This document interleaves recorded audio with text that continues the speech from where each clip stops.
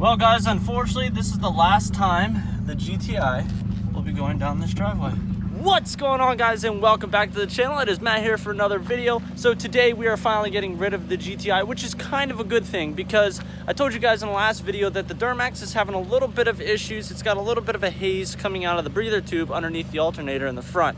I did call two different diesel specialists and they both said basically the same thing. If it was injectors, it would be coming out of the tailpipe, which I've heard of some cases where it doesn't necessarily come out of the tailpipe, but I'm thinking that might be a good thing. But the bad side of that is the rings could also be going bad. So selling the GTI puts more money in my pocket, so then we can do those repairs to Duramax if needed. Now obviously if the Duramax just needs something small, it's time for a lift and tire setup. But we are finally saying goodbye to the little 180 that shoots flames with a 3-inch straight pipe. I'm gonna miss this car, but one door closes, another one opens. You guys already know we have to do one last two-step. So of course, I don't even get to do the last two-step because she wants to do the last two-step. Do it whenever you see him anyway. I know you Oh well.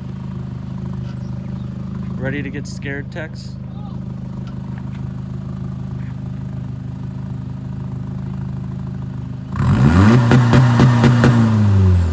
Make it pop. What are you doing? Mash the gas. Do it again. I mean, yeah, you're not getting it to pop though. It never does that.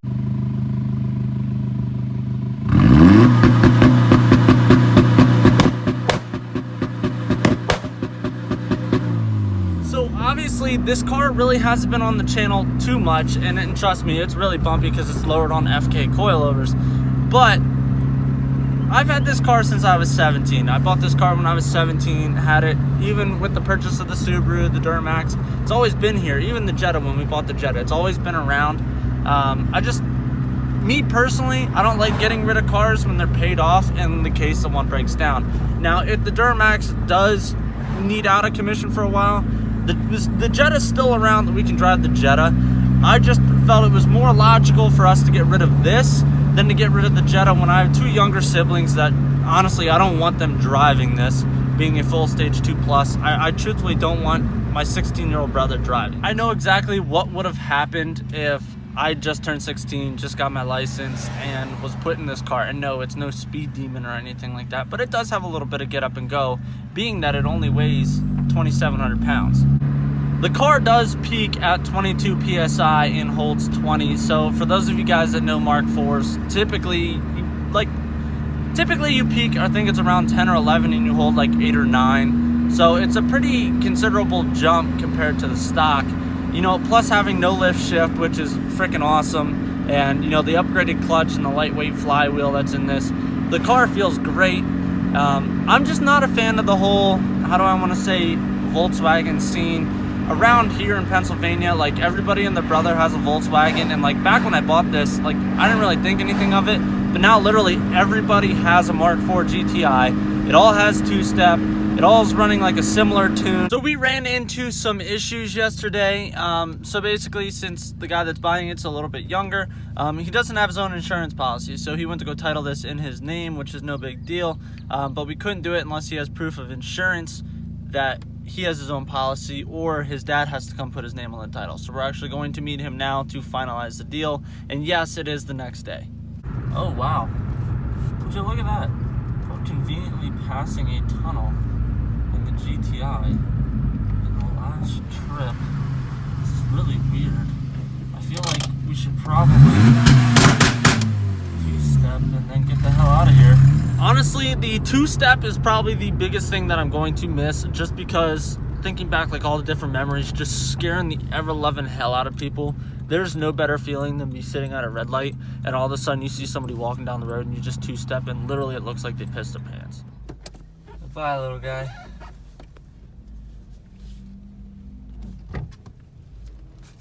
Well, now that the GTI is gone, it is time to get a freaking haircut. So stay tuned, I'll be back in a little bit. And just like that, I have my haircut. And Noah's still Noah. So I can't believe I'm gonna do this, but I'm gonna let Noah back the Subaru on the other side of the Duramax. You stall it twice, and you never get to drive it again. Got it? Good.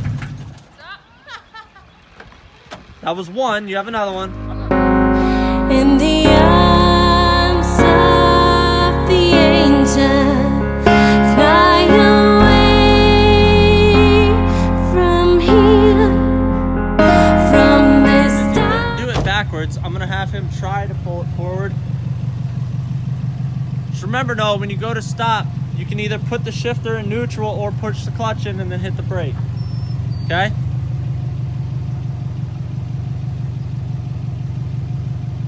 Any day now would be nice.